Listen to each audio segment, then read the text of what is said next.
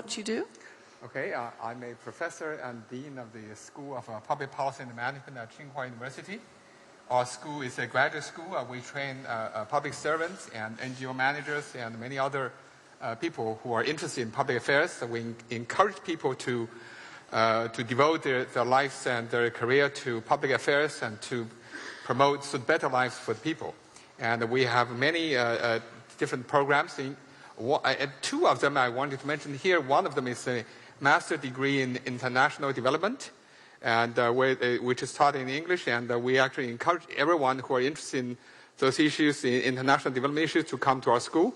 Another program we have is a international MPA program that's mainly providing training for mid-career government officials from developing countries.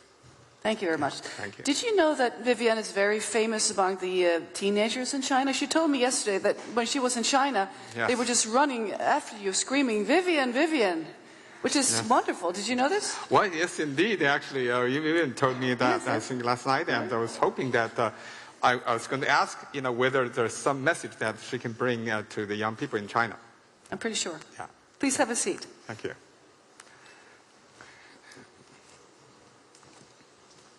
And now I know, Vivian, that you have many questions to Lan, and please fire away. Okay. Well, I hope I don't take too long. And I did meet Mr. Xue yesterday, and he said he might want to ask me some things as well. Yes, I do have a so that. Please interrupt and ask me if I take too long. But sure. I would like to ask you probably two things. One is China is famous for being able to implement top-down policy. No other country in the world could have managed, whatever everyone thinks of it, to have made it the rule that each family must only have one child. And I wonder, regarding the financial situation, one thing, and the other thing I wonder is, so the second thing I want to ask you is, what policies does China have which are top-down at the moment with regard to climate change? Yes. And the other thing I want to ask you is about finance. And the way I see it is that the world is already bankrupt, that assets are debt, that growth means more debt, and that economics is not a science, it's an agreement. And at the moment, everybody's agreed to keep pretending that this debt has a value. And the thing I would do if I were the governor of China and had this capability, I would say all banks must be run for a service. They are not allowed to make a profit or hardly any profit. And that could, if that would be done, it would change so much what we do in this world, and it would stop an awful lot of what we do for harm in this world and maybe divert it into doing things for good. Because for sure, I do think that there's going to be a financial crash, and I would prefer to have a soft landing, and I would think this is the first thing to do. So I'd like to know if you've got any comments about that at all, and the other thing. Okay, thank you. Well, I think regarding to your first question, I think that what Chinese government has done in terms of top-down policies with regard to climate change, China has done quite a few things. The first thing that China has done is that about 5 years ago, every 5 years, China makes a so-called 5-year plan for the economic and social development. Mm-hmm. And in that plan, I think China made a commitment, and actually that was enforced, is to cut the emission level and cut the energy consumption level by 20% per capita, and the energy consumption per capita of GDP, to cut that by 20% over the 5-year period. And so that actually almost achieved. So it's, I think by last year's account, it's about 19%. So it's just a bit short of it, but it's mostly done. So I think that's a top-down policy that has implemented, and I think has achieved great results. And also, there are, as you know, China has entered WTO. China has been transformed over the last 30 years into a market economy. And so many of the things that the government really have to rely on the market to make the policy work. And so one of the things that China has been doing is to invest in R&D, in alternative energies. So over the last few years, and 4 or 5 years, China has invested probably about 10 billion Chinese RMB to do research on implementation of alternative energies. So now China is the largest the country in terms of implementation of wind technology, solar energy, and hydro power. So those are some of the things that China has been doing. May I just interrupt briefly? Yeah. Yesterday, a Chinese countryman of yours received the Right Livelihood Prize.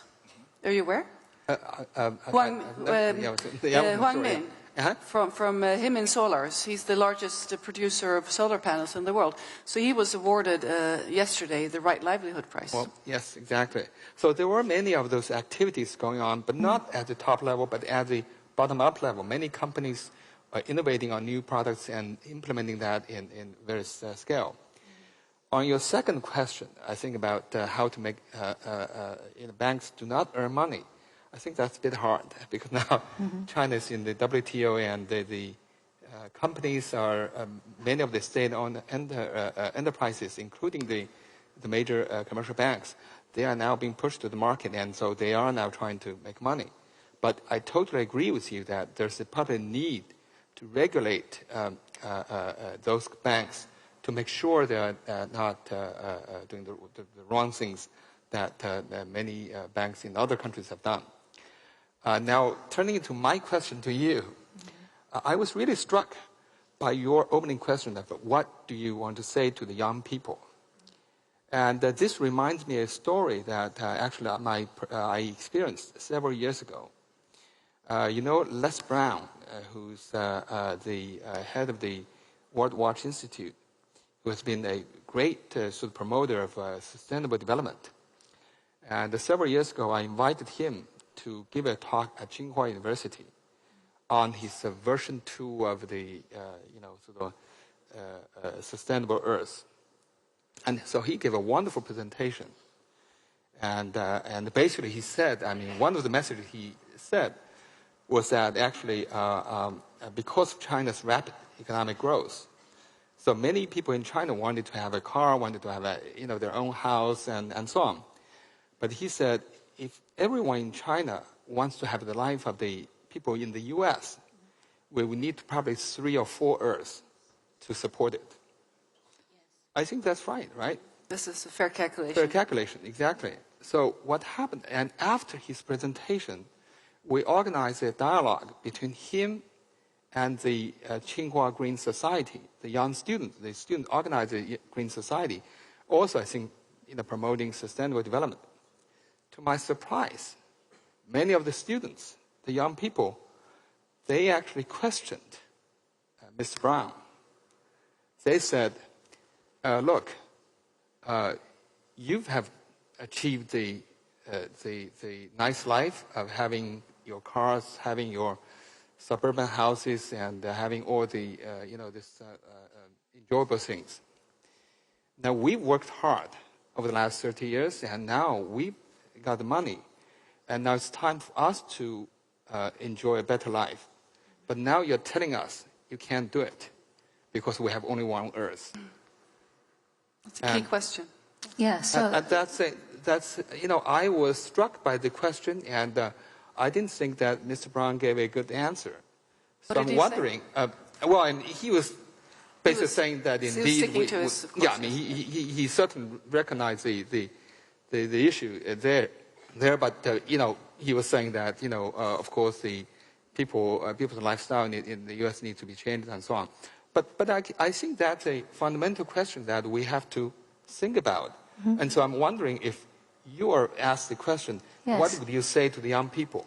Yes, well, I give you the answer then now, which is, I would first make the comment that everything you have said is really in reference to business as usual.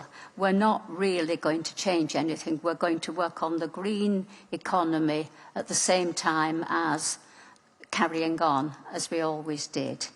Now then, what this means is that either we have to try to do something about this, or we will be... Two things could happen. Either there will be an incredible collapse of finance all quickly and everything, and awful chaos and disaster and death, or it will be forced upon people slowly, that they will realise it's impossible to do that. And whatever they're doing in America, forget it, or in England. You're not going to be able to manage that. You won't have enough people growing food for you. If you hope to get your food from Africa instead of from your own land, this is just an incredible lack of foresight. And China at one time was a sustainable country. It did grow all its own food. When people from the West came as ambassadors to China, the emperor said, "We don't need anything, go away." They didn't need anything. And I think you should make your own country sustainable. That's the first thing. And whatever, and stop this idea. You see, we in the West have to try to be aspirational as well. We don't want hamburgers. The poor people have hamburgers. We don't want jeans. Jeans pollute more than probably any, spaceships or aeroplanes or anything. We don't want these things. I'm a fashion designer, and you can criticise me on that for seemingly, putting fuel on the engines of consumption. But I would defend that if you ask me, by more or less saying that what we do is quality. And it's not simply quantity, and that's what we aim for. Everybody has to have clothes, and I think it's much better to buy one expensive thing than 10 inexpensive things. Choose well. And I also say to people, buy less. Anyway, but I'm not saying that makes me a holy person in fashion, not at all. But it's the best defence I can offer, unless I want to close my company down. And I don't want to. Then you can't donate close down your company, because I think actually your company can make great contributions. So it's admirable that you are actually, entering this, in a way, course in promoting sustainable development, because I think your role model has a much bigger impact. I hope than so, any of our research. Yeah. We have a much less impact That's on the young people. Very true. So I think when you are in the course, that role model, that impact will be great. I want to say one thing, which is when I have been to China twice, I've been very impressed by the journalists, the young people usually, that have interviewed me about fashion. And of course I talk about my major concerns, not about fashion too much. Okay. And they are so intelligent and so understanding. And when you get the interviews back, they put down really succinctly everything you say. They don't distort it. They know very well what the issues are. And I find them extremely intelligent, the journalists. I've met corporate people who are the same as corporate people here. They just care about making money. But there are very, very intelligent people in China, of course. To address the question of innovation, what would you like to say about that in terms of, you've come a long way in China, and just the award yesterday was one good show of that. What would you like to say to the audience here about innovation, and how can we encourage people here working with innovation to have the sustainability in focus, always have sustainability and climate change in mind? How can we have that? Well, I think that when we talk about innovation, I myself have studied innovation for over the last 2 decades. And previously, we focused too much on the technological innovation. So always thinking about what are the new technologies we can come up with and how they can be implemented. But I think in recent years, we've increasingly seen that that's probably technological innovation is necessary but not enough. So we need actually social innovation. We need institutional innovation to really come along with the technological innovation, to really to promote the sustainable development, to reduce the CO2 emission. And I think, so we need to really bring all those innovations together so that we can actually achieve a better environment in the future. And then we need to change people's minds. Exactly. Well, I think that to change people's mindset, I think it's not easy, and not an easy course. And I think of course, you know, I'm a policy analyst, we always say that we have 3 kind of tools that we can, you know, hope to achieve our policy objective. And of course, we have regulations and laws that's forcing people to change their behavior. We need different values if we're to have a sustainable world, definitely. This is what you tell your young people. You know, you start to use your intelligence, don't just suck things up. Yeah. So actually, well, please finish. Yeah, I think so that's the first, I think, but that's much difficult to achieve. The cost is very high. The second mechanism usually is a market mechanism that actually you provide incentives for people to change their behavior. That's okay, you know, many people are actually doing that, and many policies are designed to do it. And the third one is change people's mindset. That's exactly change people's value system. And that's actually where we have to fight with, and that's actually fundamental. Unless we change that, you know, I think the course of sustainable development, there's no hope for it. So we really have to change people's mindset. And this is a perfect introduction to the next speaker, because we know that you really know this field. Thank you. Please welcome Olivier Oyer from the University of Marseille. You're a behavioral economist. Please give him a warm hand.